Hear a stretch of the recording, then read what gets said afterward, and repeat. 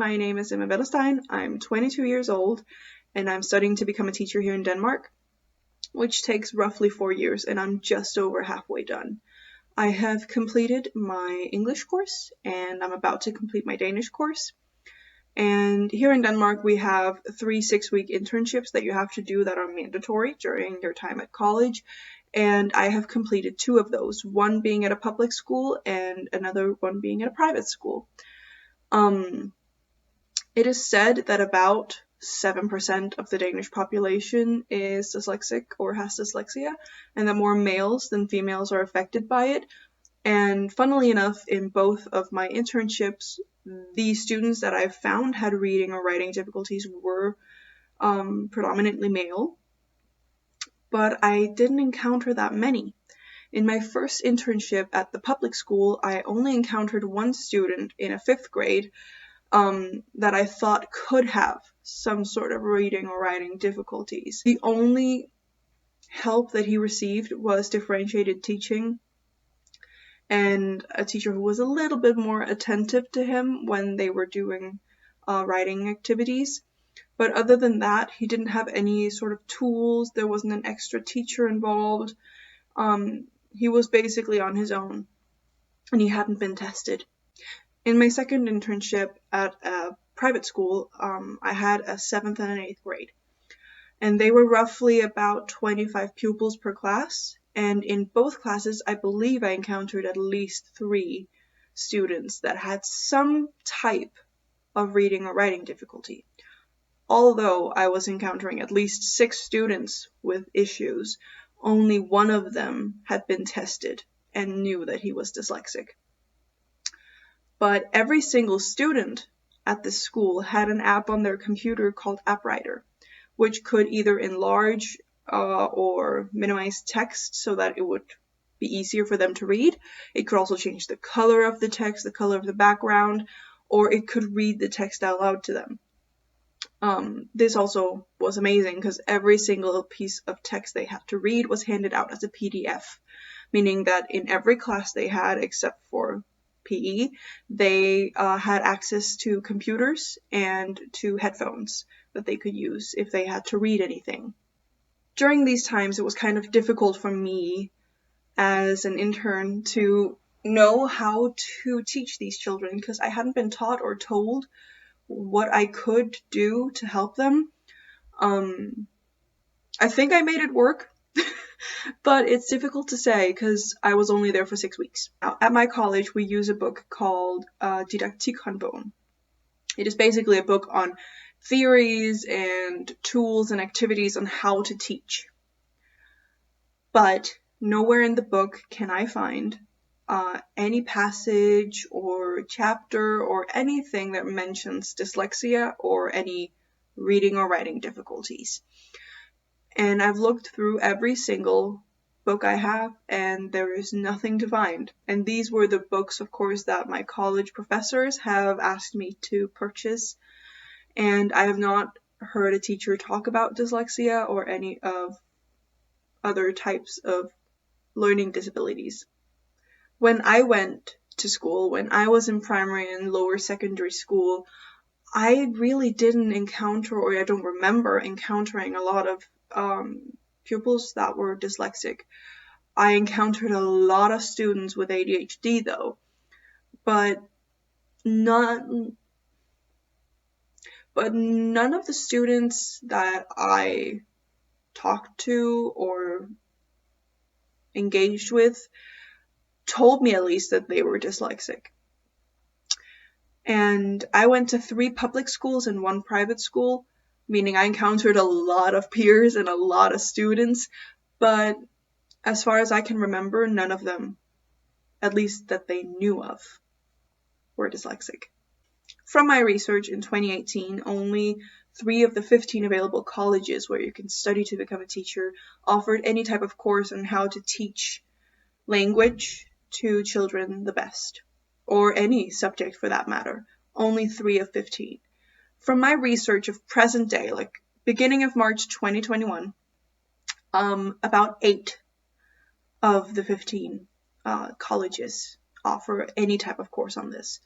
And that's remarkable to me. Our biggest college is in Copenhagen, which is also our capital.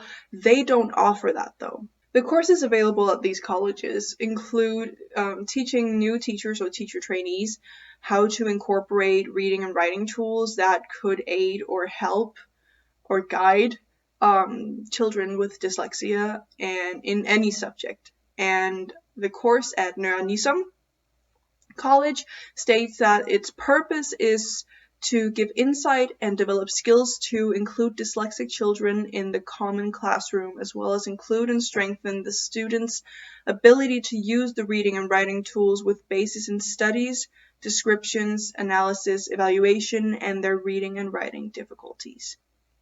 And they've compiled a list of what the teacher trainees should be able to do once they've completed this course. They've been put into two categories called skill goals and knowledge goals. I've translated these and I'll put them right here. So as we can see, we have the skill goals containing the student will be able to identifying reading and writing difficulties in dyslexic pupils, describe characteristics of dyslexia, describe, analyze, and evaluate dyslexic pupils' abilities with reading and writing, incorporate and use reading and writing tools in teaching, evaluate and guide dyslexic pupils in relation to developing their reading and writing strategies while using the reading and writing tools in the subject or class at hand. Whereas the knowledge goals, they are kind of similar, but the student has knowledge on or about theories on reading and writing difficulties, dyslexia, dyslexics' abilities or difficulties with reading and writing tools in teaching, and the dyslexic and writing strategies in relation to the usage of reading and writing tools in class.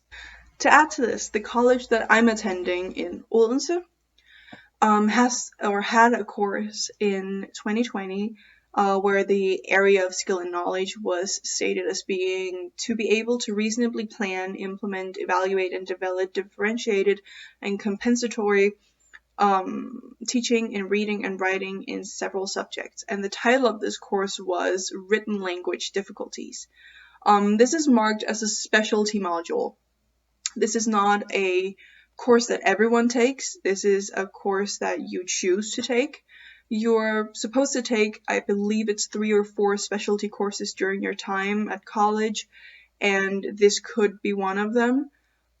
If it's offered to me in the coming year when I have to do my 3rd one, I will take it because I believe that that's a pretty important part of teaching, is knowing how to teach all of your students. These courses usually take 3 to 6 hours a week for 3 to 4 months, where you only focus on that specific topic. You don't really go off different lanes or you don't explore other options. You just focus on that specific thing.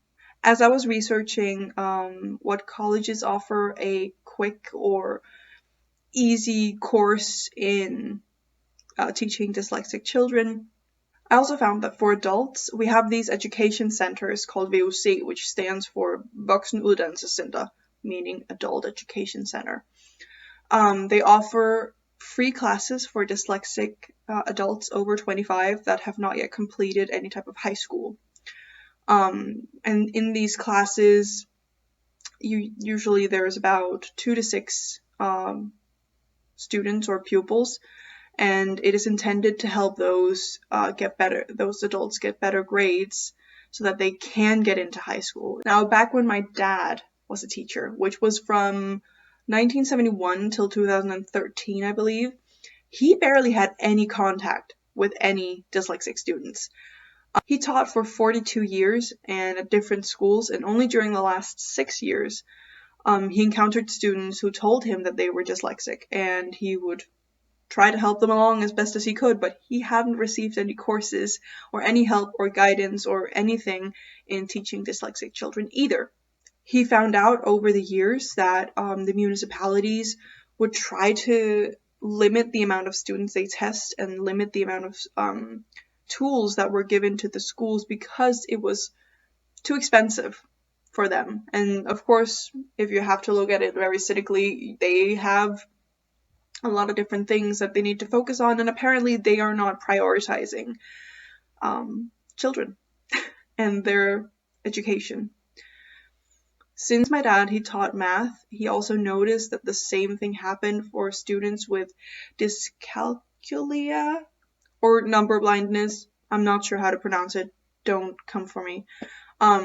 He would alert the school nurse, the school psychologist, and every time he alerted them, he would get turned down and told that it was too expensive, or they couldn't do any tests, it was too difficult, or they didn't have enough resources. When my dad was studying at college to become a teacher, it only took 3 or 3.5 years. The only way he could find out anything about dyslexia was if you had some sort of pedagogue specialty, which is what it's called here in Denmark. As of September 2020, 4 of our political parties and our government have put together 4 new goals and 9 initiatives to aid schools specifically in the area of dyslexia. There's been put a new sum of 30 million Danish crowns, which roughly translates to 3.5 million pounds or 4.8 million US dollars.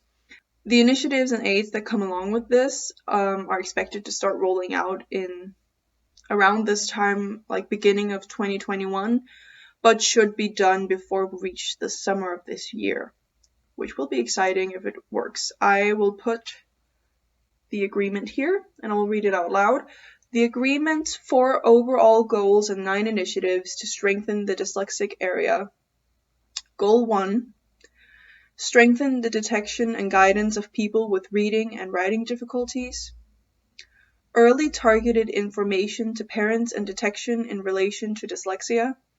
Developments of early group-based screens of pupils at risk of dyslexia in schools. Goal 2.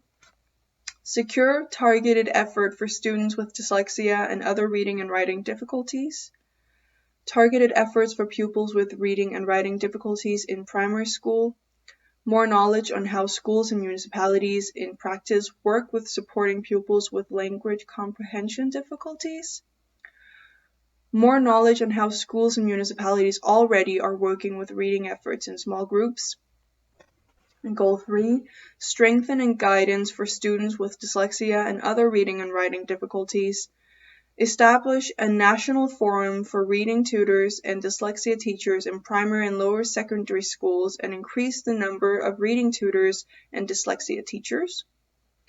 Goal 4 is easier access to offers in relation to dyslexia and other reading and writing difficulties. Easier access to dyslexia boarding schools. Unification of support for people across SPS and dyslexia education for adults. SPS standing for specialpædagogisk støtte, which means extra support for people who need it. Possibility of creating classes with extended education courses for students with, among other things, dyslexia in the upper secondary school area. A quote from the Ministry of Children and Education, translated by me, said by our Minister for Children and Education, Pernille Rosenkrantz-Theil. She said, "We know that dyslexia does not have to be an obstacle to get through school and higher educations, both professionally and socially, but it demands that kids, teenagers, and adults get the education and support that they need. This is what the agreement is trying to ensure. When initiatives are created and are put into order, it is so to make a difference for the many children and teenagers who experience difficulties with reading and writing." And a speaker for our party called Radikale Venstre, Lotte Rod, says, "People with dyslexia must have the same opportunities as their peers. We still have a big job in front of us, and I'm especially pleased that it will now be a lot easier to get into dyslexic boarding schools." So from this, I'm expecting a lot of difference once I am done with my education. Once I'm done and I've done my bachelor's, I am expecting to go out there and teach and find that even if I encounter dyslexic children, that I should not have any trouble finding any type of tool to aid these children. From searching online on Facebook, Tumblr, blogs, Twitter, etc., the consensus is that dyslexic students, up until now at least, have all felt let down. A common theme is that they have been told that they are just lazy or that they need to get their act together and stop messing around. And a lot of them don't get tested until they're in their teens or are full-on adults.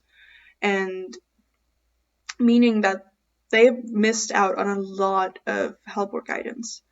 And there are just not enough resources, not enough materials, and not enough courses or classes for teachers to take and to educate themselves on. Because if you just Google, like I've done for the past many weeks, there's not a lot of stuff to find. At least not with a simple Google search. If you dig further, you might be able to find some, but I couldn't find anything. But our government promises improvement, and only time will tell.